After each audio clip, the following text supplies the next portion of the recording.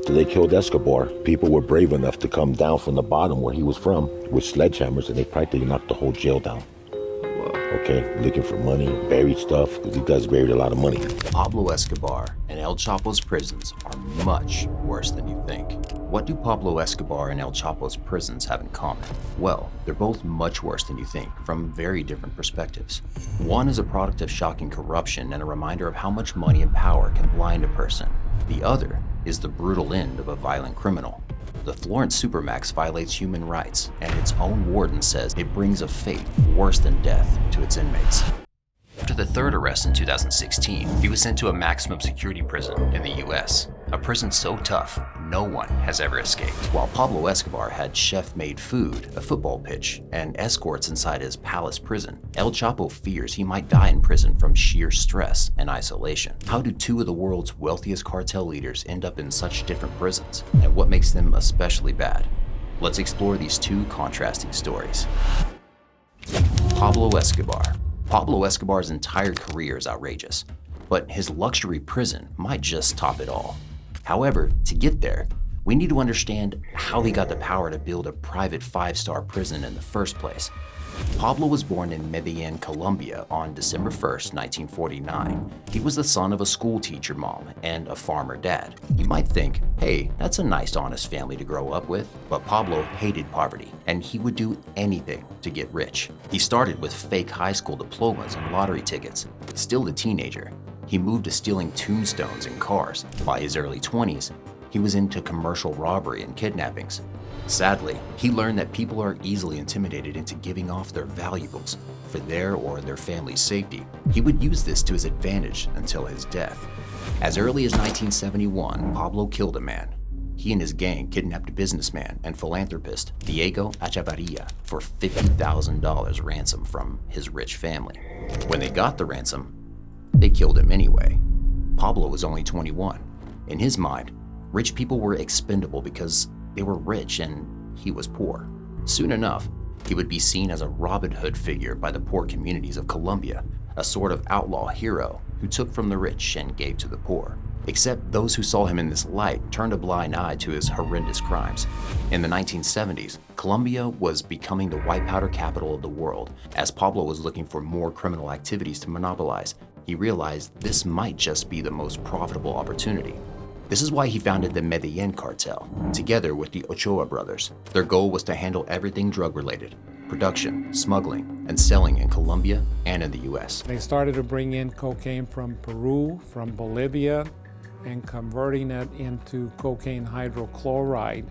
And then from there, they had access to the Caribbean Ocean. Pablo Escobar was smart, savvy, ruthless, and well, he was the first one to handle the whole process. So within a few years, he was the richest criminal in the world. Around the same time, the United States President Richard Nixon declared war on drugs. America's public enemy number one in the United States is drug abuse. In order to fight and defeat this enemy, it is necessary to wage a new all-out offensive. Between 1970 and 1990, white powder consumption skyrocketed in the US. It almost seemed like the war on drugs helped drugs, but the DEA was allocating more and more resources to curbing Escobar's reign, as he was almost entirely responsible for the coke addiction in the States. Escobar became a millionaire by the mid-70s with around $3 million. There was no slowing down, and their operations expanded at an accelerated pace. At the peak of his career, Escobar was making north of $50 million each day in cash.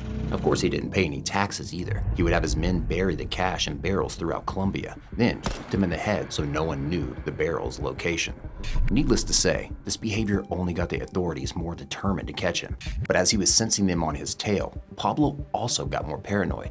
He was desperate to avoid prison and, above all else, extradition to the US. He knew he couldn't bribe anyone there, so he would bribe local politicians, judges, and officers to keep doing illegal work. His smuggling routes were protected and his crimes were covered up by corrupt officers who were in his pocket. In the 1980s, Pablo even entered politics himself. This was a dangerous move, as his crimes would only be more easily exposed. But he wanted the fame, and he wanted the people to keep feeding his inflated sense of self. So continuing his Robin Hood act, he built restaurants, discos, soccer pitches, and even housing for the poor.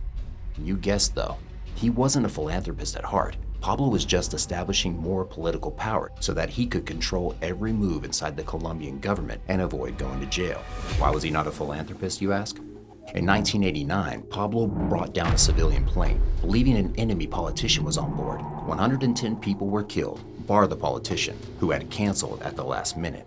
In 1990, Luis Carlos Galán was running for president.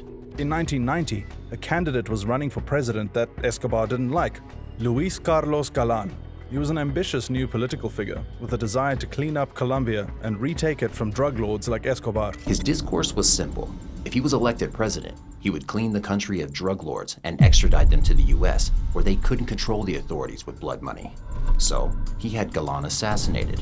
The second element of our strategy looks beyond our borders, where the cocaine and crack bought on America's streets is grown and processed. In Colombia alone, cocaine killers have gunned down a leading statesman, murdered almost 200 judges, and 7 members of their Supreme Court. Yeah, Pablo Escobar had hundreds of judges, government officials, officers, and even civilians killed, all in an attempt to keep himself free. And in 1991, he orchestrated a new constitution for Colombia, which prevented any Colombian national from being extradited to the US. This was just one of the 2 crazy things he would do that year. The same year, Pablo Escobar turned himself in. On June 19, 1991, Pablo Escobar sat down with the top dogs of the Colombian government and offered them a deal. He would go to prison for 5 years on Colombian soil. Of course, there was a big catch. Pablo would get to build his own prison. He wouldn't have a tiny cell, but a whole chateau filled with his own men, game rooms, saunas, female escorts, and a soccer pitch. People were brave enough to come down from the bottom where he was from with sledgehammers, and they practically knocked the whole jail down. Okay, looking for money, buried stuff, because these guys buried a lot of money. This was a 5-star resort. There was no bars in this jail. None at all. This is where they had their parties. In here? Yeah, let's take a peep inside. But yeah, that was like the ballroom in there. They had casino games too. This was a strange kind of win-win. For the government, they could finally say Escobar was behind bars. For Pablo, it was a safe haven. He had been on the run from authorities for years. He knew that one way or another, he would soon get caught, especially as his crimes were getting worse every year. At the time, he was also looking over his shoulder because of a vigilante group known as Los Pepes. They were people once wronged by Escobar, who came together to kill him and the Medellin cartel members. They would go on to assassinate hundreds of his associates, friends, and family, and virtually reduce the Medellin cartel to ashes in the year that Pablo died. On top of that, the Medellin cartel was in the middle of a bloody war with the Cali cartel. Pablo's daughter Manuela was a mere toddler when she was injured in a bombing meant to kill him. Pablo was truly scared for his life, so he devised a perfect hideout that shockingly satisfied Colombian authorities too. A palace he called prison, called La Catedral. La Catedral resembled a luxurious resort more than an actual prison. It had a bar, disco, jacuzzi, a pool, sauna, gym, and a waterfall. And well, it didn't have a restaurant per se, but Pablo ate chef-made food every single day. There was also a soccer pitch where Pablo spent most of his time, and TVs to watch his favorite soccer teams play. And wait, that's not all. Pablo Escobar even had professional soccer players visit him in prison. Once, the entire national football team visited him, using off-road vehicles to get to the top of the mountain. Escobar had his chef serve them a multi-course meal. Then, they played a soccer game, but of course, the opposing team had to let Escobar win. He got really angry when he didn't, and when Pablo was angry, you could get killed.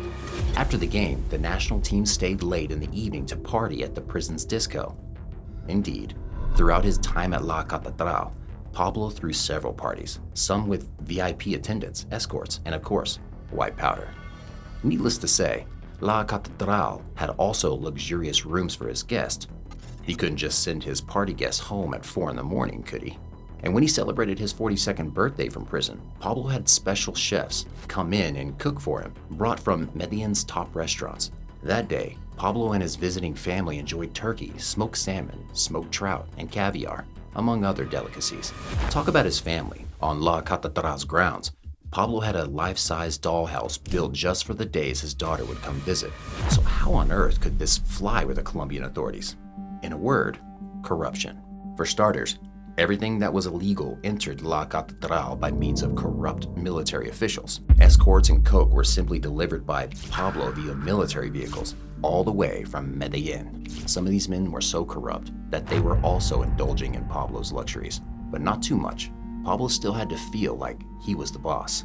It was almost as if no one cared. Pablo used his prison to stay safe from his enemies and conduct his business from the comfort of a palace. La Catedral was built on top of a hill surrounded by a forest. This meant that the prison was virtually impenetrable and a perfect lookout spot for rival cartels. Escobar's men could see anyone approaching from miles away. No one could make it in without being shot. And the prison was so high up that it was usually surrounded by fog. This also made airstrikes very difficult. Escobar's men heavily guarded the prison to ensure his safety. The fortress kept his enemies out and his friends in. In other words, it was the perfect place for Pablo to continue running his drug empire from behind bars. Pablo Escobar was still the coke kingpin and the most powerful man in Colombia, even inside his prison. If anything, his power only increased as he wasn't constantly looking over his shoulder anymore. This was the man who had killed over 5,000 people to maintain his power. Now, he was watching soccer games from his jacuzzi. So yeah, Pablo Escobar's prison was very bad, but not to him. All things must pass, and Escobar's luxurious prison stint didn't last forever. First, word of La Catedral spread, and people realized the deal with the government was another farce made possible by corrupt politicians. La Catedral became known as Hotel Escobar, an ironic but sad name, considering that many hotels didn't have the luxurious amenities that Escobar's prison did. And to make matters worse, the authorities also realized that prison was keeping Pablo safe from his enemies above all else. In other words, they realized La Catedral worked in Escobar's favor, not theirs.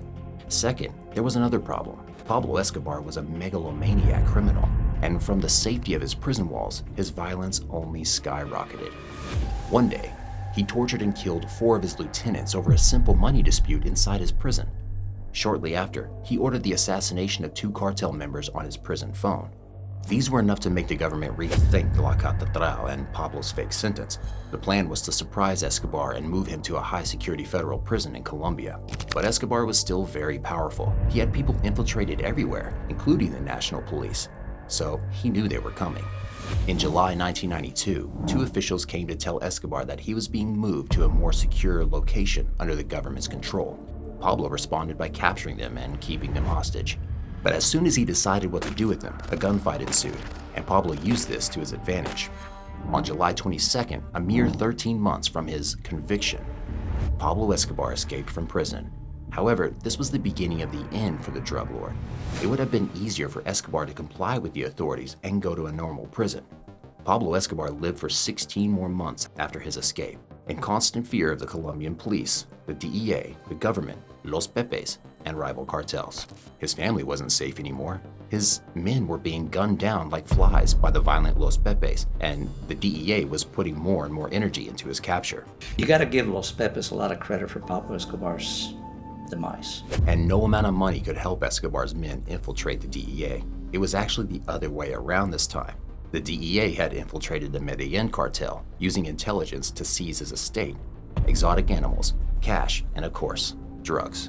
And the other thing we're doing, we're trying to seize as much of his dope, as much of his cocaine as possible. And we had, record seizure. On January 30th, 1993, paranoid Pablo Escobar pulled his most violent move yet. In an attempt to assassinate the head of the Colombian security office, he had his men place a car bomb in the middle of Medellin. The target was not hit, but 21 civilians were killed and dozens maimed. There were half bodies of children and people all over the street that were waiting for the school bus. Imagine losing your child this way. Would you still see Pablo as a Robin Hood figure? In October 1993, Pablo's wife Maria nearly escaped an assassination attempt by Los Pepes. Scared for their lives, they flew to Germany, seeking asylum. So the DEA contacted the German authorities and had the family sent back to Colombia. This angered and scared Pablo so much that he started making phone calls left and right, begging or threatening authorities to let his family fly away. He was making more phone calls. He was also becoming more threatening in his tones. His acts of desperation made us feel that we were getting closer and closer and closer. One day after his 44th birthday, Pablo called his son, even though he most probably knew that the DEA and the Colombian search block were listening. Within an hour, he was tracked to his aunt's house in Medellin. But this time, Pablo knew he wouldn't go to La Catedral if he was arrested. So he ran up the stairs, all the way to the rooftop, shooting at the officers. He probably knew this was the end. He would die a free man, confirming his old motto, better dead in Colombia than alive in a US prison. Pablo Escobar died on December 2nd, 1993 in Medellin, Colombia. The only time he served in prison for his drug lord crimes was over a year in a prison of his own making. Pablo enjoyed all of life's luxuries and then some, luxuries many of us might not ever experience in a lifetime. It seems he was never truly punished for his crimes, even after death.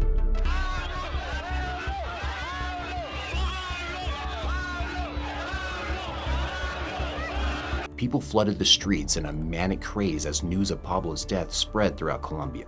Thousands of people still revered him. He was their hero. Stating the obvious, but glorifying a criminal does more bad than good. Pablo was given hero status and painted as a cool, tough gangster. This only led people to ignore the thousands of people he killed and tortured for his own gain. Even Pablo's own son spoke out against the Narcos series, warning people not to overlook his crimes when watching it. La Catedral only stands as a reminder of his unfairness. Escobar seemed to have it all. Even when he was in prison, his only real punishment was living in constant fear. But hey, lots of us struggle with anxiety, and we don't get a waterfall soccer palace to be anxious in. El Chapo. We go to the opposite end for the second half of our video.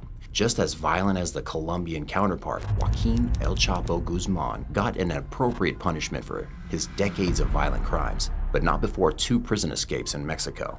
When El Chapo was arrested in Guatemala in 1993, he already was a notorious criminal. He entered the narcotics trade at a very young age, working for Miguel Angel Felix Gallardo, aka El Padrino, the kingpin of the Guadalajara cartel. When El Padrino was arrested in 1989, El Chapo saw this as a great opportunity. He would grow his own cartel, the Sinaloa, and become the new leader of Mexican trafficking. In 1993, he was arrested and sentenced to 20 years in prison for an already long list of murders, kidnappings, extortion, and drug trafficking. 8 years later, he escaped in a prison laundry cart after using $2.5 million to bribe some 70 officials.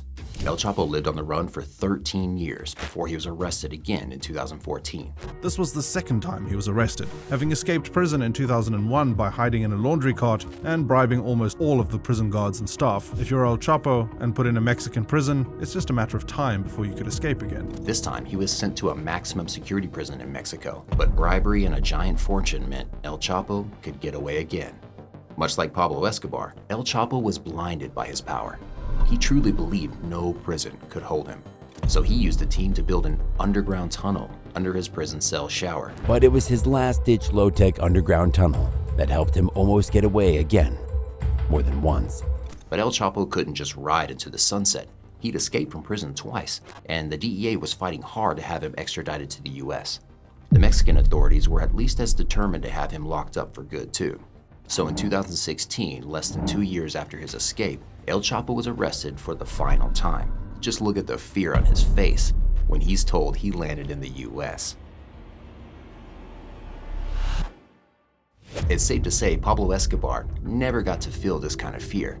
Now, El Chapo knew it was game over. He wouldn't be able to bribe American prison guards or conduct his business from within the prison walls. In 2019, he was found guilty of a myriad of crimes: drug trafficking, money laundering, murder, and, leading the world's most profitable criminal organization.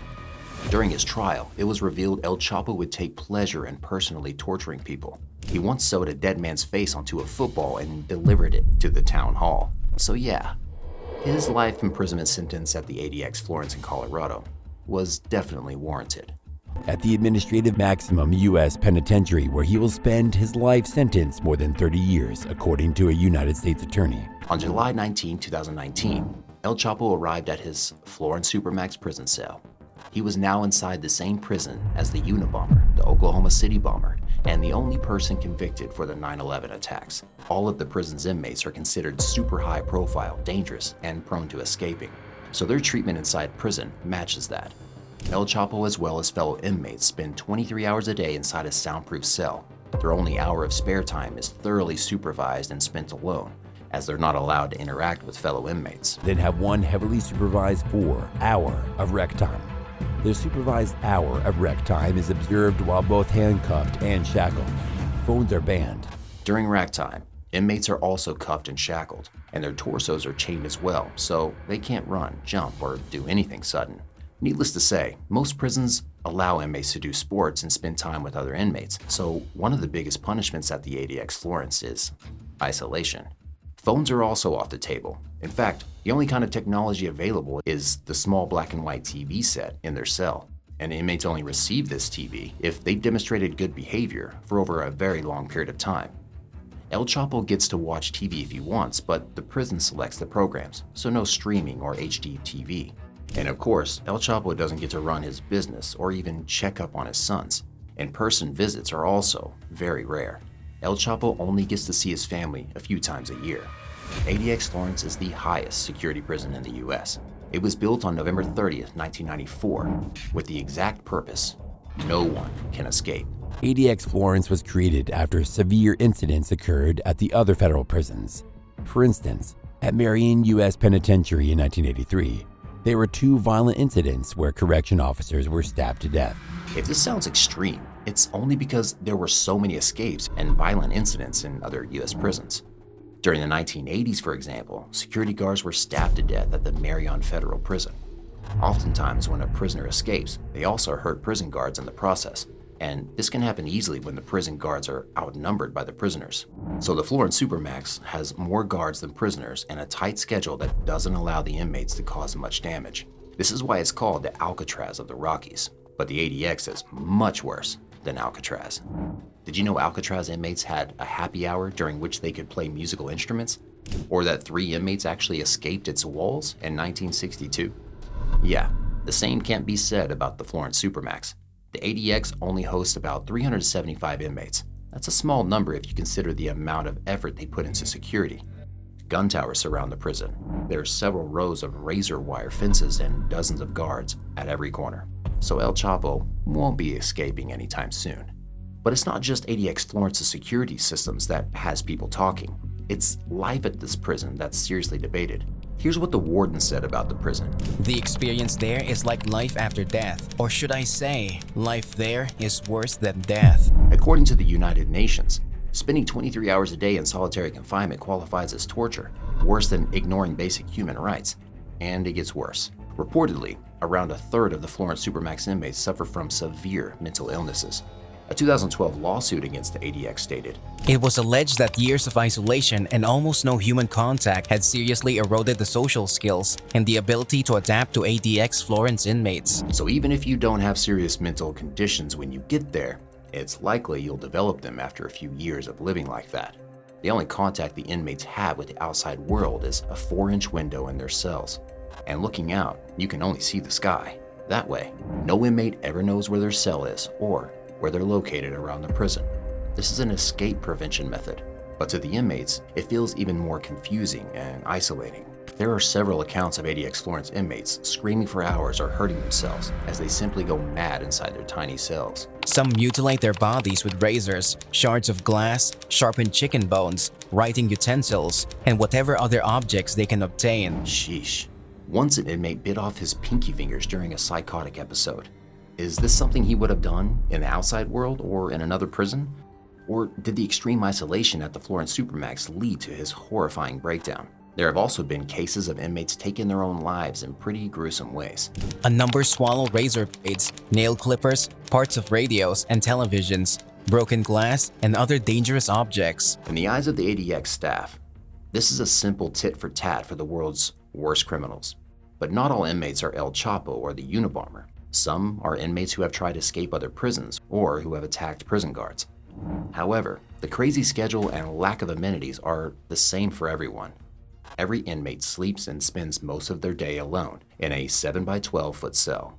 There's a shower that works with a timer to prevent flooding and a still unit comprising the toilet, sink, and mirror. But the prisoners can't shower whenever they want. The shower is only turned on automatically 3 times a week. Inmates won't be able to sleep for too long either. The bed is literally a concrete slab topped with a thin mattress and a blanket. Comfort is not a priority at the Florence Supermax. All furniture is made of concrete, and the toilet unit is fixed to the floor because ADX Florence wants to prevent inmates from making DIY weapons from them. Mealtime is also rough. The inmates get food delivered straight to their cells through small double-sliding doors. They eat alone, and they can't talk to other inmates down the hall. There are very few escapes from the madness of solitary confinement at the Florence Supermax. One of these is the library, where inmates can borrow books and magazines to read in their cells. Then there are telephone calls, but these are limited to 15 minutes a month. In other prisons, inmates can call their families every day, even if the calls are recorded and have a time limit. And if family or friends want to come visit an inmate, they have to apply for the visit and justify it. Of course, once they visit, it's all heavily supervised. In most prisons, solitary confinement is used as punishment for a few hours or a day. Prisoners spend time in solitary confinement for attacking people and breaking prison rules. But in the Florence Supermax, this is the norm. It's an eerie feeling just walking down its corridors, as former warden Robert Hood said. The ADX is a far starker environment than any other prison I've ever seen, and I've been to all of the federal prisons. Compare this to Pablo Escobar's prison. Honestly, La Catedral isn't even funny anymore. During an inmate's last year at the Florence Supermax, they get 4 spare hours each day, from 6 to 10 p.m. They can also serve their meals with fellow inmates. But all of this is impossible for El Chapo. He will be spending the rest of his life inside the Florence Supermax. As of 2023, El Chapo and his wife, Emma Coronel, have been fighting hard to earn him a more humane treatment. Lo atiendan y que pues apliquen los derechos humanos con él. No estamos pidiendo algo otra cosa, solamente lo... El Chapo still has no human contact, bar the minute spit with the prison guards. He is being kept at range 13, the ADX block for the most dangerous criminals. He doesn't even have access to a normal shower. He gets washed with a hose, as he once dug a tunnel under his shower to escape prison. El Chapo has filed an appeal for his prison sentence. Reportedly, his physical and mental health are rapidly declining in prison, his lawyer stated. The deprivation of sunlight and fresh air over an extensive 27-month period is causing psychological scarring. He is suffering many symptoms of distress as a result of this lengthy, unwarranted punishment. Whether his punishment is unwarranted or not, that's up for you to decide. After all, El Chapo did have lots of people tortured and killed just to maintain his kingpin position. But what should the punishment be for criminals like him? Should even the worst of the worst be kept in conditions that drive them to take their own lives? According to his lawyers, El Chapo can barely sleep because the lights and the noisy air conditioning are always on. Furthermore, he complained that the guards are constantly chatting in the hallway, making rest virtually impossible. Emma even complained that El Chapo's blood pressure is dangerously up these days, and she is worried for his life at the Florence Supermax. After the COVID-19 pandemic, visits were also suspended, so El Chapo couldn't see his family or his lawyers for a long time. In January 2023, El Chapo's son, Ovidio Guzman Lopez, was also arrested, and his extradition to the US is imminent. El Mayo, the other leader of the Sinaloa cartel, is rumored to be very ill and hiding in the Mexican mountains, trying to keep El Chapo's other sons safe from prison. Also in January, El Chapo sent an SOS message to Mexico's president, Manuel Andrés López Obrador, pleading with him to spend the rest of his sentence in Mexico as he is being physically tormented at the ADX Florence. But with 2 escapes on his record, it's unlikely the US will ever agree to send him back. At the moment, it's unclear just how much contact El Chapo is allowed with the outside world. But what's clear is that he is trying hard to escape the harsh conditions of ADX Florence. Does El Chapo deserve his current treatment?